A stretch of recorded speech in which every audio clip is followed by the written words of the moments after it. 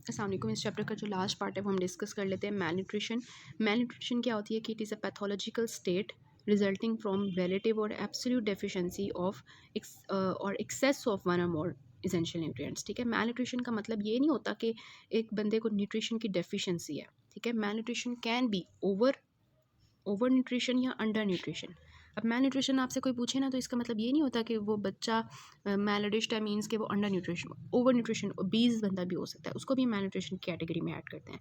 तो प्राइमरी मैल न्यूट्रिशन होती है और सेकेंडरी मैल न्यूट्रिशन होती है। प्राइमरी मैल न्यूट्रिशन होती है जो एक्सटर्नल फैक्टर्स की वजह से होती है। फॉर एग्जाम्पल वही के एग्रीकल्चरल फैक्टर्स होते हैं कि किसी भी कंट्री में फूड कितना अवेलेबल है, एग्रीकल्चरल प्रोडक्शन कितनी है। ठीक है, वही जो मैंने आपको बताया था पीछे, फूड इंटेक कितनी है, इकोनॉमिकली फैक्टर्स आ जाते हैं कि ये पूरी फैमिली है खुश बहु खा रही है और एक तरफ वो गरीब लोग हैं जिनको खाना मुश्किल से मिल रहा होता है, तो इकोनॉमिक फैक्टर्स। फिर कल्चरल फैक्टर्स, फूड हैबिट्स आ जाती हैं कि बर्गर्स पिज़्ज़ाज कोई बहुत ज़्यादा खा रहे होते हैं और कुछ लोग होते हैं उनको ये नसीब ही नहीं होता। कल्चरल फैक्टर्स आ जाते हैं, फूड हैबिट्स उसमें इंक्लूड हो जाती हैं। तो agricultural factors, economic factors and cultural factors actually included in the primary malnutrition. फिर होता है सेकेंडरी मैल न्यूट्रिशन। ठीक है, सेकेंडरी मैल न्यूट्रिशन जो होता है वो यहाँ पे मैंने ऐड किया था तो वो मुझसे पता नहीं किधर चला गया। सेकेंडरी मैल न्यूट्रिशन जो होता है ना, ये इंटरनल फैक्टर्स पे हमारे डिपेंड करता है, जो हमारी अंदर बॉडी के अंदर जो digestion, absorption, utilisation, excretion proper हो रही है या नहीं हो रही। ठीक है, हम खा रहे हैं जो, ठीक है, वो हमारे अंदर अंदर वाले फैक्टर्स होते हैं जो मैल मतलब फॉर एग्जांपल कोई बंदा बीमार है, अंदर से उसकी अंदर कोई प्रॉब्लम चल रही है जिसकी वजह से उसकी न्यूट्रिशन खा तो वो रहा है लेकिन अंदर उसकी बॉडी उसको नहीं कर रहा हजम वगैरह ना, तो वो आ जाते हैं इंटरनल फैक्टर्स। तो एक्सटर्नल और इंटरनल फैक्टर्स है primary and secondary malnutrition. Forms of malnutrition मैंने आपको बताया कि इसमें सिर्फ ये नहीं होता कि बंदा अंडर न्यूट्रिशन में है। फॉर्म्स ऑफ मैल न्यूट्रिशन में 4 चीज़ें आती हैं कि बंदा अंडर न्यूट्रिशन में है, मतलब बिल्कुल पतला दुबला सारा है, या ओवर न्यूट्रिशन है, बहुत ज़्यादा मोटा है, इम्बैलेंस है कि वो जैसे ये इसने मुँह चढ़ाया हुआ है, मैंने तो ये सब्ज़ी खानी, मुझे तो ला के दो पिज़्ज़ा बर्गर्स। ठीक है, तो इम्बैलेंस। ठीक है, और स्पेसिफिक डेफिशिएंसी होती है, लाइक विटामिन ए की डेफिशिएंसी हो गई, उसकी डेफिशिएंसी की वजह से जो मैल न्यूट्रिशन होती है। तो ये 2-4 तरह की होती हैं फॉर्म्स ऑफ मैल न्यूट्रिशन। उसके बाद आता है प्रोटीन एनर्जी मैल न्यूट्रिशन। ठीक है, protein energy malnutrition WHO की कहते हैं जो डेफिनेशन, वही आपने याद रखनी होती है कि पैथोलॉजिकल कंडीशंस जो किस वजह से होती हैं, lack in varying proportions of proteins and calories. ठीक है, जो कि मोस्टली कित में होती हैं, इन्फेंट्स एंड यंग चिल्ड्रन में होती हैं और इन्फेक्शन के साथ एसोसिएटेड होती हैं। कि वो पैथोलॉजिकल कंडीशंस जो जो हमारे होती हैं बच्चों के अंदर क्यों होती हैं, क्योंकि उनके अंदर प्रोटीन्स और कैलोरीज़ की डेफिशिएंसीज होती हैं, लैक होता है और साथ में इन्फेक्शंस एसोसिएशन होती है। ठीक है, अब इसमें जो टियोलॉजिकल फैक्टर्स होते हैं, तो इसके जो कॉजेज़ होते हैं वो क्या होते हैं, वो देखें कि न्यूट्रिशन की डेफिशिएंसी हो या इम्बैलेंस हो, उसकी वजह से होती है ना प्रोटीन एनर्जी मैल न्यूट्रिशन की डेफिशिएंसी है या इम्बैलेंस है, इन्फेक्शंस है किसी को। ठीक है, और क्या है, साइकोलॉजिकल फैक्टर्स हैं। फॉर एग्जांपल कोई ब्रेस्ट फीडिंग ही नहीं करवा रही मदर बच्चे को अपने, शोर बहुत है ना पीछे। उसके बाद ये है कि साइकोलॉजिकल फैक्टर्स कि मदर जो है वो अपने बच्चे को ब्रेस्ट फीडिंग ही नहीं करवा रही। उसके बाद कल्चरल फैक्टर्स हैं कि वो वीनिंग जो है उसको उसने मदर ने अपने बच्चे की वीनिंग प्रॉपर नहीं करवाई, उसको खाना जो है सही प्रॉपर ब्रेस्ट फीडिंग के पास बाद नहीं दिया ना, उसकी वजह से जो है प्रोटीन एनर्जी मैल न्यूट्रिशन होती है। उसके बाद ये आपका UQ है। ठीक है, ये UQ है आपका कि क्यों में प्रोटीन एनर्जी मैल न्यूट्रिशन होती है, न्यूट्रिशन की डेफिशिएंसी या इम्बैलेंस की वजह से, इन्फेक्शंस की वजह से, psychological factors which include the breast feeding ना करवाने की वजह से, और कल्चरल फैक्टर्स की वीनिंग बच्चे की प्रॉपर नहीं हुई। फिर ये आपके MCQs में आ सकता है कि प्रोटीन एनर्जी मैल न्यूट्रिशन जो है वो किन माइक्रोन्यूट्रिएंट्स की डेफिशिएंसीज की वजह से होती है। तो these are iron, iodine and vitamin A। ठीक है, इनकी वजह से जो है ये एसोसिएटेड होती हैं प्रोटीन एनर्जी मैल न्यूट्रिशन। उसके बाद मतलब माइक्रो न्यूट्रिएंट्स होते हैं ये, लेकिन ये है कि मिनरल्स एंड वाइटामिन्स में आते हैं, लेकिन एसोसिएटेड होती है ना ये conditions micro nutrients deficiencies along with the proteins. ठीक है, फिर आता है कि आपके पास बहुत इंपॉर्टेंट UQ के what is the difference between marasmus and kwashiorkor. इसका आपके पास सिनेरियो आता होता है, तो आपने जो है ना उसको डायग्नोज करना होता है। तो उसके लिए आपको पता होना चाहिए कि इन दोनों में डिफरेंस क्या है। ठीक है, मरासमस जो होता है ना उसमें, इसमें आपने ऐसे याद रखना है कि मारा, बच्चा बहुत मारा है, मतलब उसकी हड्डियाँ नज़र आ रही हैं। और क्वाशियोकर में क्या होता है कि वो मतलब उसकी एडिमा होता है उसकी बॉडी में, तो वो थोड़ा मोटा मोटा होता है। तो मरासमस में क्या होता है, टोटल कैलोरीज कम होती हैं। क्वाशियोकर में क्या होता है, सिर्फ प्रोटीन्स की मैलन्यूट्रिशन होती है, प्रोटीन्स कम होती है। ठीक है, मैलन्यूट्रिशन अगेन मैं आपको बता रही हूँ, मैलन्यूट्रिशन इज़ नॉट कि सिर्फ अंडर नरिश्ड होगा बच्चा, दैट कैन बी 4 टाइप्स, मैंने आपको बताई थी, under, over, imbalance, specific deficiency. ठीक है, प्रोटीन्स की कमी की वजह से होता क्या आपको पता है, एल्ब्यूमिन हमारी बॉडी से निकल जाता है, उसकी वजह से ऑस्मोटिक प्रेशर ख़राब हो जाता है, उसकी वजह से पानी इकट्ठा हो जाता है हमारी बॉडी में, तो दैट इज़ एक्चुअली क्वाशियोकर। फिर आपने डिफरेंस देखना है कि कौन सी चीज़ें हैं जो मरासमस में हैं और कौन सी चीज़ें क्वाशियोरकर में, मैंने वही वहाँ पे लिखी हुई हैं कि मरासमस में ग्रोथ रिटार्डेशन होती है, मरासमस में वेट लॉस होता है, जैसे कि आपको नज़र आ रहा है वेट लॉस बचा हुआ है, मसल की वेस्टिंग हो जाती है, फ़ैट सारा निकल जाता है बॉडी का, ठीक है। तो ये मरासमस में हालत होती है। जो फेस होता है वो वेस्टेड होता है, बच्चे को डिहाइड्रेशन होती है, ये सारा कुछ मरासमस में होता है जो कि क्वाशियोरकर में नहीं होता, ठीक है। उसके बाद ये है कि क्वाशियोरकर में क्या होता है, एडिमा होता है, जैसे आपको ये नज़र आ रहे हैं बच्चे एडिमा वाले, साइकोमोटर चेंजेस आती हैं, ठीक है। ये मतलब ये नहीं है कि साइकोमोटर चेंजेस जो हैं वो किस तरह से आ रही हैं, जैसे एक बच्चे को, इस बच्चे को आप देखें तो साइकोलॉजिकली थोड़ा डिस्टर्ब लग रहा है, इस तरह से आ रही है, हेयर चेंजेस आती हैं, बच्चों के बालों का जो है हशर नशर हो जाता है, क्योंकि कैलोरीज उनकी बॉडी में एनर्जी नहीं है, ठीक है। डिसपिगमेंटेशन ऑफ स्किन हो जाती है, ठीक है, क्योंकि स्किन का कलर ऐसे ख़राब होना शुरू हो जाता है, एनीमिक हो जाते हैं बच्चे, ठीक है। क्योंकि एनीमिया यहाँ पे क्यों होगा, ठीक है, एनीमिया ये होगा ना कि उनकी प्रोटीन्स नहीं है, हीमोग्लोबिन लेवल इस तरह से मून फेस हो जाएगा, ठीक है, जैसे आपको यहाँ पे मून फेस नज़र आ रहा है, हेपेटोमेगैली हो जाएगी, इनके पेट से आपको नज़र आ रहा है किस तरह से उनका पेट फूला हुआ है, तो हेपेटोमेगैली, ठीक है। तो अब ये है कि इस तरह से आपने याद रखना है इन चीज़ों को कि कौन सी चीज़ें किस में हैं। जब आपने डिफरेंस लिखना है तो आप ये लिख सकते हो, बहुत ज़्यादा डिफरेंसेस लिख सकते हो, लाइक आप एडिमा लिख रहे हो तो आप एडिमा लिखोगे साइड पे, जैसे आपकी बुक में लिखा हुआ है, और साथ में लिखोगे मरासमस में एब्सेंट है तो आशुर्का में है, तो ये तकरीबन आपके 20 पॉइंट्स, मतलब 20 नहीं कह सकते, तकरीबन 15 to 16 पॉइंट्स बन जाते हैं, ठीक है। तो ये आपने याद रखनी है फिगर। अच्छा, उसके बाद हम नेक्स्ट में चलते हैं, गोम्स क्लासिफिकेशन, ये आपकी एसोसिएटेड थी विद दैट, जो कि पीछे थी क्या, एक्चुअली हमने जो पीछे असेसमेंट ऑफ न्यूट्रिशन देखा था ना, उसमें ये क्लासिफिकेशन है, इंपॉर्टेंट यूक्यू है आपका। अच्छा, तो ये जो गोम्स क्लासिफिकेशन होता है ना, इसमें वेट फॉर एज लेते हैं बच्चे की, ठीक है।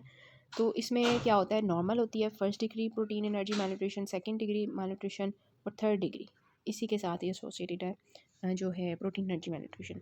वेट फॉर एज के बच्चे की जो वेट फॉर एज हमने लिया था न्यूट्रिशनल असेसमेंट की, उसमें वेट फॉर एज मतलब एज के लिहाज से बच्चे का वेट कितना है उसको हम लेते हैं, ठीक है। नॉर्मल कितना है कि 90% से ज़्यादा, ठीक है, और उसके बाद आपने 60 से शुरू हो जाना है, 60 सीवियर malnutrition, 60 से कम, 60 to 75% मॉडरेट, 75 to 90 माइल्ड, ठीक है, और 90% से ज़्यादा नॉर्मल, 60 75 90 इस तरह से आपने इसको बना के टेबल को लिख लेना है अगर आपसे पूछते हैं कि व्हाट इज़ गोम्स क्लासिफिकेशन, ठीक है।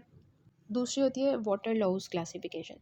वाटर लॉज क्लासिफिकेशन में वेट फॉर हाइट और हाइट फॉर एज लेते हैं, ठीक है। गोम्स क्लासिफिकेशन में क्या था, वेट फॉर एज ले रहे थे, यहाँ पे weight for height, height for age लेते हैं, ये आपको डिफरेंस आना चाहिए, ठीक है। फिर ये यू क्यू भी आपका आया हुआ है।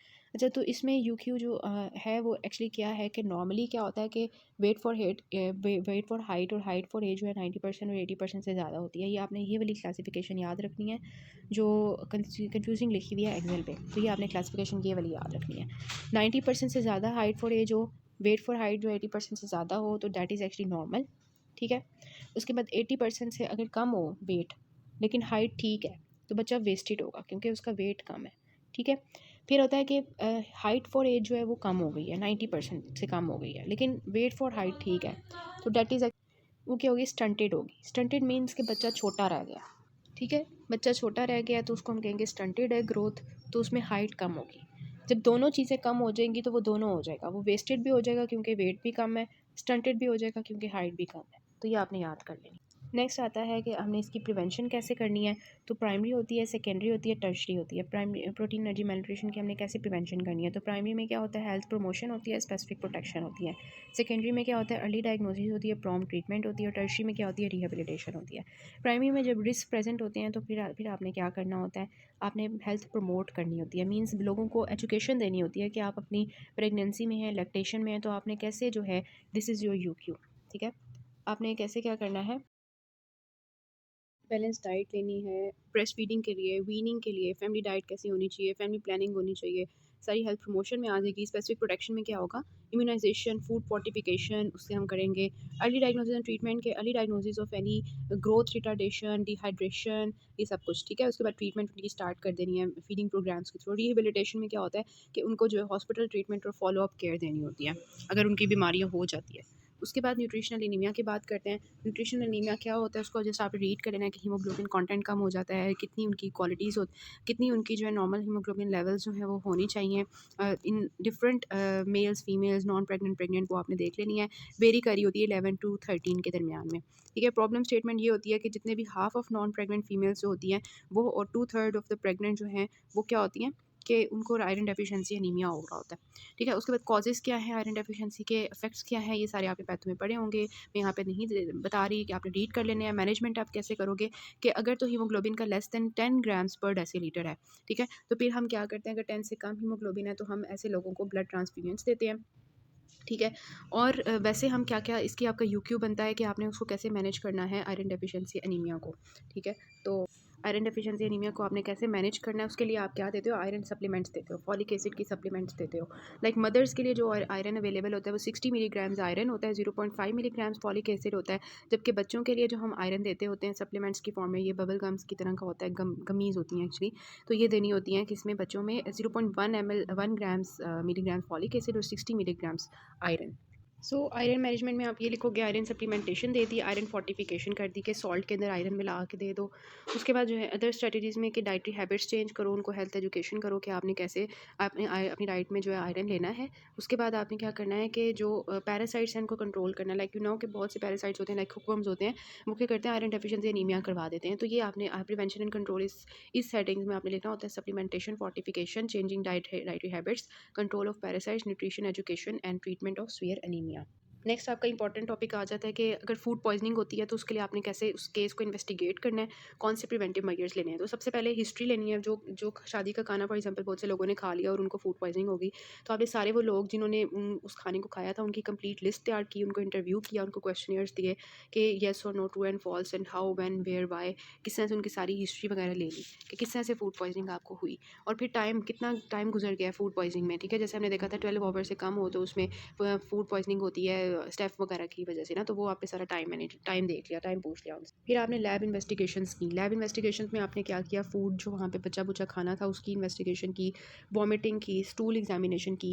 उसके बाद आपने जो है क्या किया, ब्लड एग्जामिनेशन एंटीबॉडीज़ के लिए आप करते हो। फिर एनिमल एक्सपेरिमेंट्स, वही खाना आप जो है ये जो डिसीज मंकीज़ होते हैं उनको खिला के चेक करते हो कि उनके अंदर क्या रिस्पॉन्स आता है। ठीक है, फिर आपने इन्वायरमेंटल स्टडी करनी होती है कि जहाँ पे वो खाना पका था शादी का, ठीक है, वो उसके अंदर जो है क्या वो कैसे थे, वहाँ पे फूड हैंडलर्स कैसे थे, उन्होंने कैसे अपने आप को मतलब खाना कैसा बना रहे हैं। फिर डाटा एनालिसिस करना होता है, उसमें हमने व्हेन, वेयर और हु जो है उसको अप्लाई करके डिस्ट्रीब्यूशन ऑफ डिजीज़ को चेक करना होता है। और ये केस कंट्रोल स्टडी होती है, मतलब बैक इन टाइम जाके हम क्या करते हैं, उसको डिजीज़ को जो है इन्वेस्टिगेट करते हैं। नेक्स्ट इस प्रिवेंशन एंड कंट्रोल के, अब फूड पॉइजनिंग हो गई है तो आपने उसको कैसे प्रिवेंट करना है, this is again very important. तो सबसे पहले फूड इंस्पेक्शन आपने करनी है, मीट की इंस्पेक्शन करनी है, जहाँ पे वो गोश्त बना था वो कैसी एरिया कैसा था। उसके बाद अपने चेक करनी है कि जो फूड जिन्होंने वो तैयार किया खाना, उनकी पर्सनल हाइजीनिक मेजर्स कैसे थे। ठीक है, फूड हैंडलर्स की आपने प्रॉपर देखनी है कि उनकी फूड हैंडलर्स कैसे हैं, फूड हैंडलिंग टेक्निक्स कैसी हैं। ठीक है, जिसमें वो ये है कि सबसे पहले खाने को साफ़ प्रॉपर किया जा रहा है, उसको सेपरेट प्रॉपर किया जा रहा है, उसको खाना सही बनाया जा रहा है, बाद में उसको रेफ्रिजरेशन की जा रही है स्टोरेज के लिए, या ऐसे रख दिए छोड़ा हुआ है। उसके बाद आपने चेक किया कि जो मिल्क वहाँ पे है, एग्स वहाँ पर हैं, उनकी प्रॉपर पैस्चराइजेशन हो रही है या नहीं, कुकिंग प्रॉपर हो रही है या नहीं, सैनिटरी इंप्रूवमेंट्स देखती हैं कि वहाँ पे डस्ट वगैरह तो नहीं है, वहाँ पे फ्लाई वगैरह तो नहीं है, वहाँ पे कोई चूहे वगैरह तो नहीं फिर रहे किचन के अंदर। ठीक है, और लोगों की हेल्थ एजुकेशन की, फूड हैंडलर्स की एजुकेशन की कि आपने लोगों का कम्युनिटी के लिए उनकी हेल्थ के लिए उनको खाना सही प्रॉपर सप्लाई करना है। ये as a whole prevention and control जो है ये फूड सैनिटेशन जिसमें आता है, it is as a whole के फूड सैनिटेशन के अंदर आप फूड हैंडलर्स जो बाहर वाले खाने हैं उनको आप कैसे देखोगे, और घर में भी ये सारी चीज़ें अप्लाई होती हैं। ठीक है, उसके बाद ये है कि फूड सैनिटेशन के बाद सर्विलेंस आ जाती है। सर्विलेंस में क्या है, रेफ्रिजरेशन और सर्विलेंस, रेफ्रिजरेशन प्रॉपर की जाए। ठीक है, और यह है कि उसकी मतलब अगर आपने स्टोर करना है खाने को तो आप उसको रेफ्रिजरेट करो ताकि आपकी फूड पॉइजनिंग ना हो, और उसके बाद सर्विलेंस प्रोग्राम्स किए जाए, जिसमें वो फूड सर्विलेंस प्रोग्राम्स के यही शॉप्स में जाके देखा जाए कि वहाँ पे हैंडलिंग टेक्निक्स कैसी हैं, उनको देखा जाए और उनको अवॉइड किया जाए। ठीक है, ये तीनों आ जाते हैं आपके प्रिवेंशन कंट्रोल में, फूड सैनिटेशन, रेफ्रिजरेशन और सर्विलेंस। देन एक छोटा सा टॉपिक आपकी बुक में लिखा हुआ है डोपिंग का। डोपिंग क्या होती है कि ये जो एथलीट्स होते हैं, ये जो हमारे पास वर्क कर रहे होते हैं इन द जो ओलंपिक्स वगैरह, वहाँ पे उनकी अपनी स्ट्रेंथ और फिजिकल एक्टिविटी को ज़्यादा करने के लिए ना ये लोग डोपिंग करते हैं, डिफरेंट जो है चीज़ें यूज़ करते हैं ताकि इनकी स्ट्रेंथ और फिजिकल एक्टिविटी जो है वो स्टिमुलेट हो। तो मोस्ट इंपॉर्टेंट जो यूज़ की जाती है वो एनाबॉलिक एजेंट्स यूज़ किए जाते हैं, second most important stimulants use किए जाते हैं, थर्ड इंपॉर्टेंट जो है वो डायोरेटिक्स यूज़ किए जाते हैं। ठीक है, इसके अलावा वो कॉफ़ी ज़्यादा पीते हैं, अल्कोहल पीते हैं, बेकिंग सोडा यूज़ करते हैं। इसके अलावा जो जिनसेंग होता है, ये जड़ी बूटियों का कुछ होता है, ये आई थिंक वो इस्तेमाल करते हैं। एफिड्रीन यूज़ करते हैं, बीटा ब्लॉकर्स यूज़ करते हैं, ह्यूमन ग्रोथ हार्मोन्स जो है उसके इंजेक्शंस वगैरह लगाते हैं, एंटी फटीग मेडिकेशंस लेते हैं ताकि उनकी अच्छी जो है ना एथलीट्स परफॉर्मेंस। उसके बाद आपकी बुक में ना एक जो लिखा हुआ है ना WHO recommended healthy diet, that is your UQ। उसको आप ना इस तरह भी पेपर में पूछते हैं, प्रूडेंट डाइट क्या होती है, तो आपने बताना होता है कि WHO ने क्या रिकमेंड किया हुआ है किस तरह की डाइट को, तो वो आपने देख लेना है। तो उसमें जो कार्बोहाइड्रेट्स होने चाहिए वो कितने होने चाहिए, 55 वही हो गए, 50 to 80%। ठीक है, ये रिकमेंडेड है। उसके बाद फैट्स कितने रिकमेंडेड हैं, 15 to 30% रिकमेंडेड हैं। ठीक है, इसके बाद प्रोटीन्स कितनी रिकमेंडेड हैं, 10 to 15%, हमने चैप्टर के स्टार्ट में देख लिया था। इसके बाद वो कहते हैं कि अनसैचुरेटेड फैट्स का कम से कम यूज़ किया जाए, ट्रांस फैट्स का कम से कम यूज़ किया जाए, एसेंशियल फैटी एसिड्स को वगैरह को पूरा किया जाए, वो आप लिख सकते हो। इसके बाद आप वो कहते हैं कि शुगर जो है उनको 10% से कम लिया जाए। ठीक है, इसके बाद कोलेस्ट्रोल जो है वो एक दिन में 300 मिलीग्राम से कम लिया जाए, सोडियम क्लोराइड जो है वो less than 5 grams per day लिया जाए। ठीक है, ज़्यादा सॉल्ट कंज्यूम भी ना किया जाए। ठीक है, और सॉल्ट जो है उसको आयोडाइज्ड किया जाए। ठीक है, और इसके अलावा ये है कि फ्रूट्स एंड वेजिटेबल्स जो हैं उनको 400 ग्राम्स पर डे से ज़्यादा लिया जाए, ग्राम्स की बात की जा रही है। डाइटरी फाइबर जो है वो भी आप लें। ठीक है, तो ये सारा आपने प्रूडेंट डाइट जो है ना, carbs, proteins, fats, cholesterol, sodium chloride, fruits, vegetables, fibres, ये सारी कितनी कितनी होनी चाहिए, तो टोटल एनर्जी की वो आपने याद कर लेनी है। That is very important you. ये आप गाइडलाइंस फॉलो कर लें चैप्टर नंबर 16 न्यूट्रिशन से। ये मेडिकल ग्लोब की जो गाइडलाइंस हैं न्यूट्रिशन से वो फॉलो कर लें।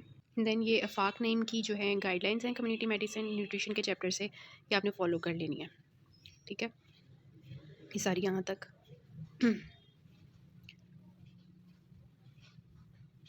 यहाँ तक ना फूड टॉक्सीमिया इन्फेक्शन तक। इसके साथ अपने पास पेपर्स कर लें एंड दैट्स इट अबाउट। बल्कि लास्टली ना ये आपने BMI की वैल्यूज़ याद रख लेनी है, ये जो है MCQs में पूछते हैं। ठीक है, फॉर एग्जांपल वो बता देंगे कि किसी का BMI 30 है तो वो आपसे पूछेंगे कि इसकी कौन सी ओबेसिटी है, बहुत ज़्यादा ओबीज़ है या दरमियाना है, इस तरह से ना, तो you have to tell that.